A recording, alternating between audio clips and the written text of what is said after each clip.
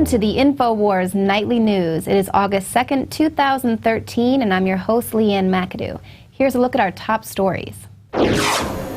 Tonight, just how far was the CIA during the Benghazi attacks? Then, DARPA plans genetically modified humans by adding a 47th chromosome. And Arkansas schools pass on duck and cover, choose stand and deliver instead.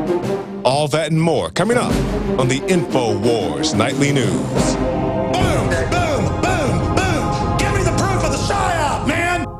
Tonight's top story. The mainstream media finally gets it right. Turns out the CIA was smuggling arms in Benghazi when the consulate was burned down. Sources now tell CNN that dozens of people working for the CIA were on the ground that night and that the agency is going to great lengths to make sure whatever it was doing remains a secret. Now, according to a source with deep inside knowledge of the agency's workings, the CIA operatives that were involved in the agency's missions in Libya have been subjected to frequent, even monthly, polygraph examinations. The goal of the questioning is to find out if anyone is talking to the media or Congress. A former CIA operative told CNN, agency employees typically are polygraphed every 3 to 4 years, never more than that. In other words, the rate of the kind of polygraphs alleged by sources is rare. CIA spokesman Dean Boyd asserted that CIA employees, they're always free to speak to Congress if they want to. Yeah, more like if they want to lose their jobs. Now, among the many secrets that are still yet to be told about the Benghazi is just how many Americans were there that night. CNN says that number was 35, with as many as 7 wounded, some of them seriously. Now, lawmakers also want to know about the weapons that were in Libya and what happened to them. Speculation on Capitol Hill has included the possibility that U.S. agencies operating in Benghazi were secretly helping to move surface-to-air missiles out of Libya, through Turkey, and into the hands of Syrian rebels. Man, this story sounds so familiar. It seems like we've been telling you this for almost a year now. I think we have, actually. Take a look at this article on Infowars.com from November of last year. Why did CIA Director Petraeus suddenly resign? And why was the U.S. ambassador to Libya murdered? Now, we covered how the State Department never requested backup, or how Obama was pretty much watching everything that was going on in Libya via a live drone that was hovering above the consulate at the time. But the red flag that we really pointed out was that many Syrian terrorists come from Libya. And the U.S. supported opposition which overthrew Libya's Gaddafi. It was largely comprised of al-Qaeda terrorists. Now, we connected the dots on how Gaddafi was overthrown so the U.S. could arm al-Qaeda.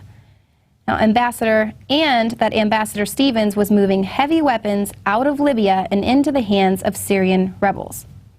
Now, many have speculated that if normal security measures weren't taken to protect the Benghazi consulate or to rescue Ambassador Stevens, it was definitely because the CIA was trying to keep an extremely low profile to protect its cover of being a normal State Department operation. Then CIA boss David Petraeus just resigned 5 days before he was set to testify under oath about what really happened in Benghazi.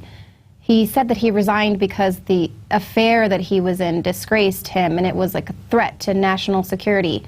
But you know what? Wiener's not pulling out, so having an illicit affair is definitely not going to compromise national security. Petraeus didn't want to testify to the fact that the State Department in Benghazi provided diplomatic cover for the hidden CIA mission of smuggling arms. So this is actually fantastic news for the families that they've been crying out for answers, and now they might finally get them.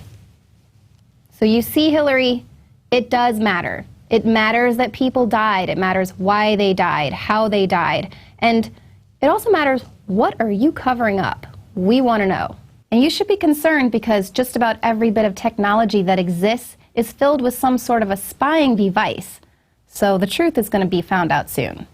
Take a look at this article from CNN Money. Your TV might be watching you. Today's high-end televisions are almost all equipped with smart PC-like features, including internet connectivity, apps, microphones, and cameras.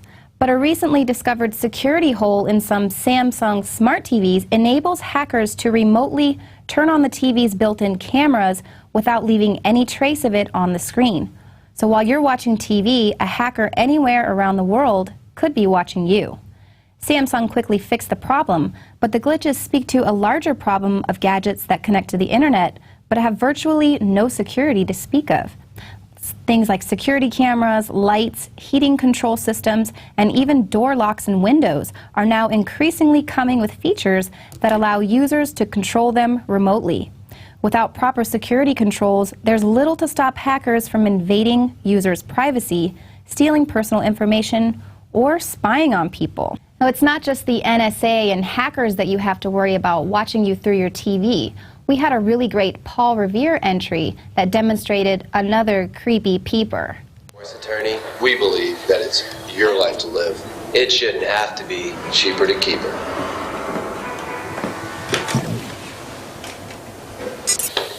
That was weird. Yeah. That's right, advertisers are going to be paying attention to see if you're fighting with your wife or how they can market to you by watching you through your television. Amazing. You can watch the rest of that at Infowars.com/Paul. Now, remember last year when the Pentagon and Booz Allen and Raytheon were hiring all those hackers? Well, now we know why. It's because they're busy hacking into every area of our lives. The FBI taps hacker tactics to spy on suspects. Law enforcement officials are expanding the use of tools such as spyware to evade wiretaps.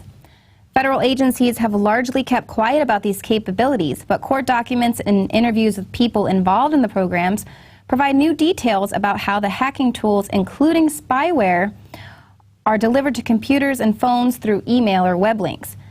These are techniques more commonly associated with attacks by criminals. Now, the use of such communications which can't be wiretapped like a phone is called going dark among law enforcement.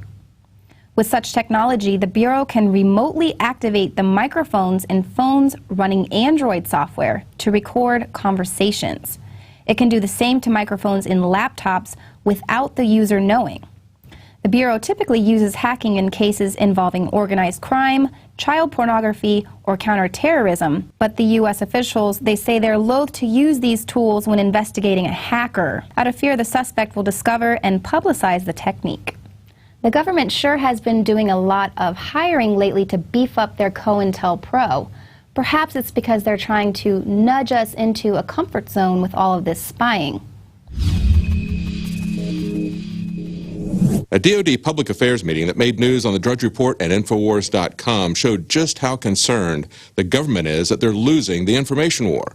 They're no longer able to control information with just a handful of journalists now that we have alternative media and the internet. As one of the persons attending pointed out, The younger generations get it, that we have to start being honest and forthright. And it's difficult to convey those ideas and convince the chain of command. We're putting out mindless propaganda is what some of us feel that we're putting out, and that what the American people feel that we're putting out. So how do we change this? those inside the military and the government know that it's propaganda, but the government is still pushing ahead with its efforts in the info war. In this breaking exclusive news from Infowars, Social Security is looking to hire COINTEL agents. The job listing says the position is responsible for complex assignments to establish and maintain the Social Security Administration's defensive counterintelligence operations, collaboration, intelligence, and information sharing missions. Intelligence operations are not just about reconnaissance. They're also about control, about shaping public opinion through the information that they release. And with baby boomers retiring, a bankrupt government borrowing astronomical amounts, and a younger generation of workers who will be enslaved to pay for it, government is going to have to work very hard to put a happy face on history's largest Ponzi scheme. So Social Security is hiring propagandists, and a prohibition against our own government using propaganda in America that goes back to the beginning of the Cold War, the Smith-Mundt Act, being repealed. And if it couldn't be more obvious, Washington is now touting a new kind of behavioral modification that they call nudging. Nudge is a term that was coined by Cass Sunstein in a 2008 book of the same name. It was put into place by the UK government in 2010, and now They are privatizing the program for profit. Fascism and propaganda. Big Brother meets Madison Avenue. And of course, this is nothing new. This has been going on since the days of Edward Bernays. What is new, however, they're no longer trying to hide what they do. They're losing the Infowar, but they're going to step up their game. For Infowars Nightly News, this is David Knight.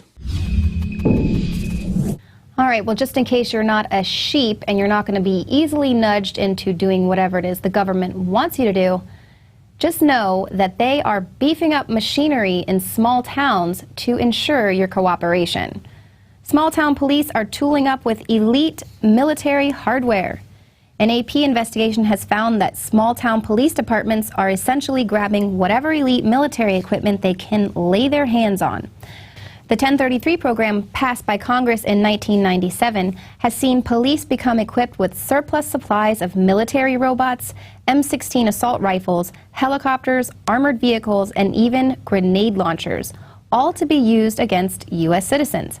In 2011 alone, police departments across the nation received more than $500 million of military-grade equipment. Well, that's just what we need, a bunch of small-town cops armed to the gills with military equipment. What's next? Are they going to give them DARPA robots and military tanks? These cops can't even be trusted to not unload their weapons as a first resort. Just last week in Austin, a man was shot because the cop said he was going to commit a crime.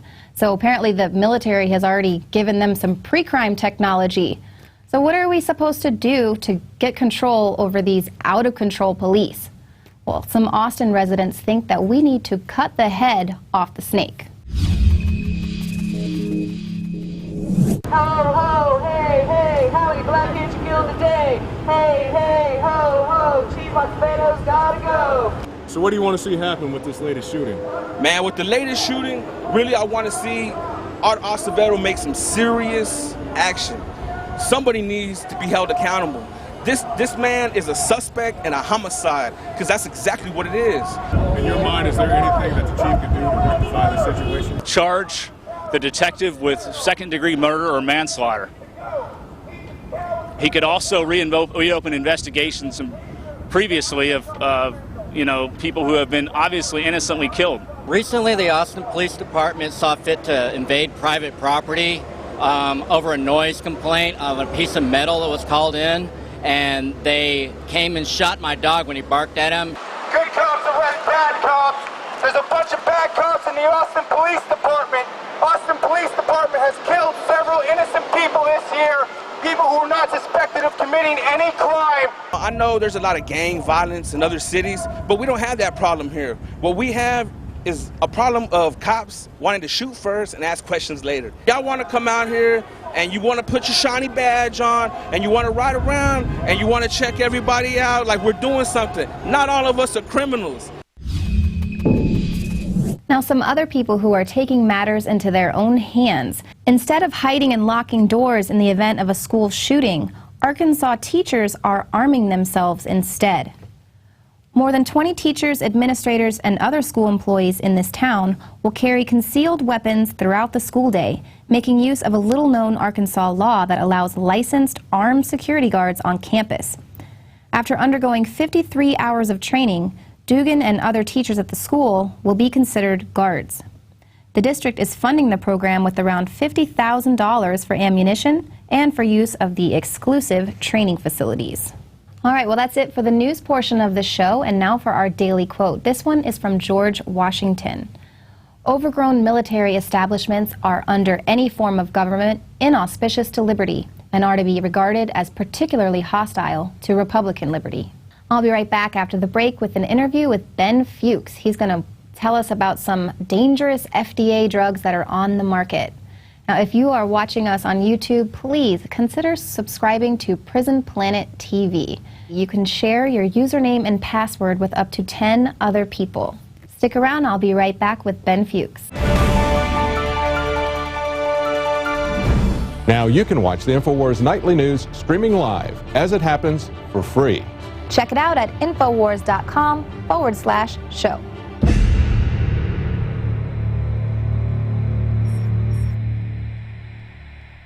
Introducing Pro One. All of your filtration in one system, portable, on the go. No more do you have 2 or 3 filters to just reduce sodium fluoride. You have a system that cuts out the sodium fluoride and up to 95% of hydrofluorosilicic acid. Advanced manufacturing technology combines silver-impregnated white ceramic with new Aquamedics advanced media for removal of fluoride and other heavy metals, all in one filter element. It is the only one that does it, and out of the gates, we have it discounted at 10% off with promo code WATER. This is the only system that in one unit helps reduce or remove pesticides, herbicides, chloramines, ammonia, and chlorine, hydrofluorosilicic acid, the most common form of fluoride not covered by other fluoride filter brands, and sodium hexafluorosilicate. Get your Pro Pure with the new Pro One filter today at InfoWarsStore.com or by calling 888-253-3139. All right, well, here at Infowars, we have covered a lot of articles on the importance of taking care of yourself, reading the labels, avoiding GMOs, but there are actually FDA-approved drugs out there that you might be taking that are dangerous. People are dying from them. As well, you might be feeding your kids children's supplements thinking that, you know, they've got to be healthy because they say they're all natural, but they're not. There are some hidden dangers, and pharmacist Ben Fuchs is here to shed some light on the things that we are putting into our bodies. Hi, Ben. Thank you so much for being with us. Thank you, Leanne. It's great to be here. So we've all been distracted with the Zimmerman trial, but while we were all paying attention to what was going on with that, the Supreme Court had a ruling that affects us all. All right, so Supreme Court rules drug companies exempt from lawsuits. You know, here's the idea. We have a justice system, and we have a political process that's in place that has hoodwinked people into thinking that it's in their interest. So the average person on the street, he'll think that, of course, the Supreme Court and the justice system, they're looking out for the little guy, they're looking out for the average person. Well, when you read articles like this and when you see stories like this in the news, Supreme Court rules drug companies exempt from lawsuits, how is that in the little guy's interest? What that basically means, Leanne, is that if you have a reaction to a prescription drug that you bought as a product, you can't sue the company that made that product. So this is just another reason why people don't want to take things like their health, take things like the health of their family that are so serious and so important and have so much of an impact on how people live their lives, and put it in the laps of people who could care less about whether they live or die. It's just another reason why we have to take our health into our own hands. This is a message I've been talking about for the last 20 years. We have to take our health, the health of our family, into our own hands. And this is really the reason why nutritional supplementation is so important. As a pharmacist, when I read a story like that, what I think is, how about if we just don't take prescription drugs? How about if we just refuse prescription drugs, and instead of using pharmacological therapy, pharmacotherapy, we just use nutritional therapy. We just use food. We just use supplements. We just take care of our health. We just exercise. We just move our bodies around. We just don't interface with processed food, which is another interesting point. Do you know that the same companies that make the drugs, the multinational corporations that do the research and produce the pharmacological agents that we take as medicine, are also behind food processing and food chemicals that are in food, and excipients that are in food, and flavorings that are in food, and perfumes and odor agents that are in food? So we got a system set up where the people who are poisoning us and making us sick are selling us the medicine after we get sick. So what I say is, how about if we just don't interface with the medical model, and how about if we just don't eat the processed food? How about if we eat less food, we make sure we're eating fresh, we make sure we're using nutritional supplements, and we make sure we exercise, and then we don't even have to worry about suing a drug company because they made some kind of poison that created some toxic side effect. Why on earth will we expect the drug companies to be our friends? Exactly. Why on earth will we expect the Supreme Court to be compliant with human beings' desires and needs? Why would we expect them to participate in our interest? Right. They're the Supreme Court. Yeah, they already voted to exempt Monsanto from any issues, and now they're trying to regulate what drug trial results can be published. Right, and the Supreme Court is the same body that decided that corporations were people, that this entity that never dies, that is not accountable to anything but the bottom line, has the exact same rights as you or me, who has to worry about our health and has to worry about our mortality. Right. You sent me some articles on some dangerous FDA-approved drugs, and they refuse to pull it, even though people are dying. Well, here's the thing on the drugs. I sent you a couple articles on FDA-approved drug. You're talking about the 542 deaths and 2,367 hemorrhages, but FDA refuses to pull it. That one is a Leanne, let me tell you something. That's one of the best-selling drugs. Okay, that's one of the top 10 selling drugs every year. Top 20 selling drugs, maybe. It's called Petraeus, and it's a blood-thinning drug. And let me tell you something. The way the body works, the last system you ever want to screw around with is the circulatory system. Petraeus works by forcing the blood to thin. See, when we get stressed out, when we eat crappy food, when we have emotional and mental problems, or we're taking prescription medicine, our bodies think that our survival is at stake. In fact, this is really the hidden cause of all disease that nobody is talking about. We have developed a culture where the people who live in this culture are walking around in survival mode. Our bodies think that we're about to be eaten by a saber-toothed tiger. See, the human body has two ways of processing chemistry and processing information and living its life. One way it involves thrival and relaxation. That is the ability to grow, the ability to repair, the ability to heal wounds, and it's all tied into relaxation. The second system, the second processing system, if you will, is the emergency processing system. And this emergency processing system, when it kicks in, it shuts down the relaxation and thrival system. The emergency processing system is not designed to stimulate healing and to stimulate growth and to stimulate repair. This emergency processing system is designed to do what? To get you the heck away from that saber-toothed tiger. And it takes all of the energy away from growth, all of the energy away from repair, all of the energy away from thinking intelligently, and shunts it over to survival mode. Technically, by the way, this is called the parasympathetic nervous system and the sympathetic nervous system. I just call it the relaxation nervous system and the survival nervous system. Now, praise God, we have a survival nervous system, because obviously there's times when you need to survive, when there's some kind of survival threat. But you only want the survival nervous system to be kicking in once in a rare while. For the most part, you want to be running on parasympathetic, relaxation, thrival energy. Well, one of the manifestations of the survival nervous system is blood clotting. When the body thinks that it's about to be eaten by a saber-toothed tiger, and that this really is the main survival threat to the human body doesn't know about survival threats, 21st century survival threats like muggers or the IRS or dysfunctional families or whatever. The body only knows survival threats that it evolved with, and that's basically being eaten by a wild animal or maybe falling off a cliff. So when the body senses that its survival is being threatened, it will activate the clotting system. Why? In order to keep us from bleeding to death if we get attacked by a lion. So we got people running around in this country, millions upon millions, maybe tens of millions, maybe even hundreds of millions of people who have sludgy, thick blood that is prone to clot because they have been assaulting their body with processed food, depriving their body of oxygen, undergoing all kinds of emotional and psychological threats, taking prescription drugs, drinking polluted water, breathing toxic air. Consequently, our bodies think that we're going to be dying. Our bodies are preparing us for our demise. So we're running around in survival mode. Now, what does this mean? Number one, it means high blood pressure, because that's one of the ways the body handles survival threats. Number two, it means stupidity, because under survival conditions, what ends up happening is energy in the brain gets shunted to our reptilian survival brain and away from our prefrontal cortex, our executive center. And thirdly, for the circulatory system, it means clotting blood.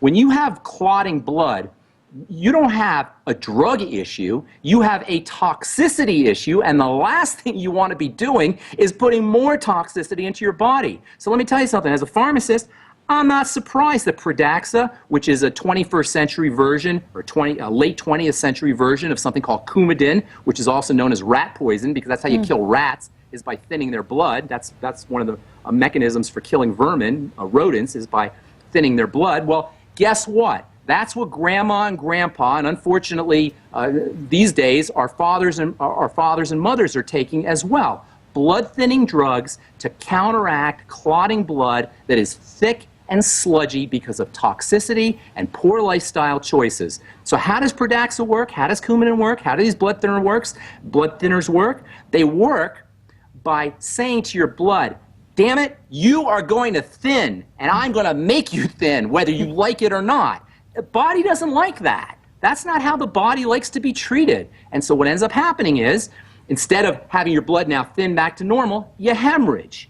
And instead of being nice and healthy because you took your Pradaxa, you're dead, as 542 people can testify to. And by the way, 542 people, that doesn't sound like a lot of people. But when people take prescription drugs, what they don't realize is they're more prone towards heart attacks. And then they get a heart attack, and they don't attribute it to their prescription drugs. They just figured their heart gave out. And the doctor's certainly not going to tell them it was their prescription drugs.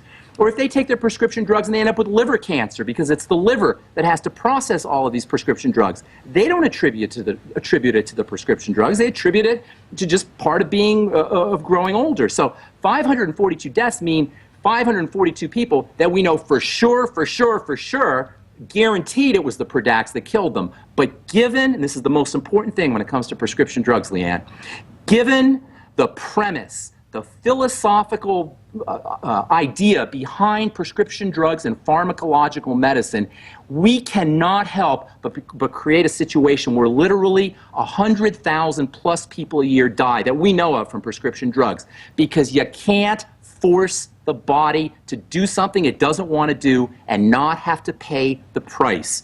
If you have corporations who don't have ethics, who don't have humanity in mind, who aren't in touch with their own humanity, if they're not in touch with their own humanity, do you think they're going to care about who's buying their product?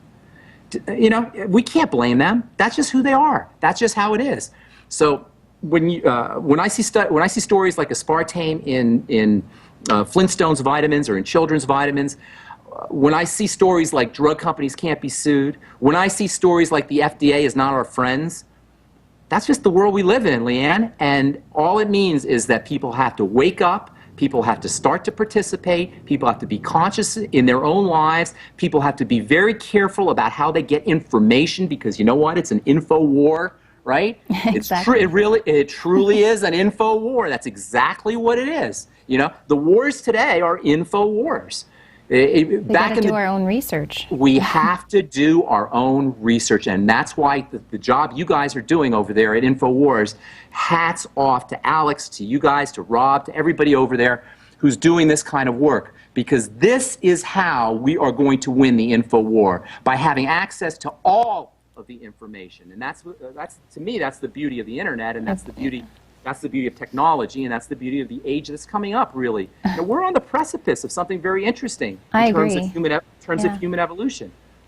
Well, Ben, thank you so much. It's been a lot of information. It was a pleasure speaking with you. Thank you. Hope to speak to you again. All right. Well, thank you, Ben Fuchs. Now to some other scientists who are playing God. This time it is DARPA, and they are not making killer robots. DARPA to genetically engineer humans by adding a 47th chromosome. The Department of Defense's research arm has just put out a new solicitation for a project called Advanced Tools for Mammalian Genome Engineering. This project isn't just for engineering any mammal's genome, however, it's specifically for the bioengineering of humans. The project's stated objective is to improve the utility of human artificial chromosomes. Ever hear the term playing God? Well, the scientists who work in these fields not only refer to themselves as genome engineers, but biological designers. They cite Darwin, who described selective breeding as that which enables the agriculturalist not only to modify the character of his flock, but to change it altogether. It is the magician's wand, by means of which he may summon into life whatever form and mold he pleases. Well, they are already altering our DNA with GMOs, so now they're just going to be inserting it directly into our chromosomes. Wow. Well, the U.S. has issued a new travel alert based on a terrorism threat. Current information suggests that al-Qaeda and affiliated organizations continue to plan terrorist attacks both in the region and beyond, and that they may focus efforts to conduct attacks in the period between now and the end of August. These may involve public transportation systems and other tourist infrastructure. The Department of State has instructed certain U.S. embassies and consulates to remain closed or to suspend operations on Sunday. The airlines are also monitoring the travel situation, and they haven't issued waivers letting passengers rebook flights without paying fees. I wonder how that intel knows that something's going to happen this Sunday, that al-Qaeda is probably going to be running these terrorist threats till the end of August. That's because the U.S. government runs al-Qaeda. That's right, Rachel Maddow. You heard it here first. Now, we've been talking a lot about health tonight on the show, so go to InfoWarsHealth.com, and there you can check out all the vitamins and supplements, including Beyond Tangy Tangerine 2.0. It's delicious. I tried it myself. For the Infowars Nightly News, I'm Leanne McAdoo. Y'all have a great weekend.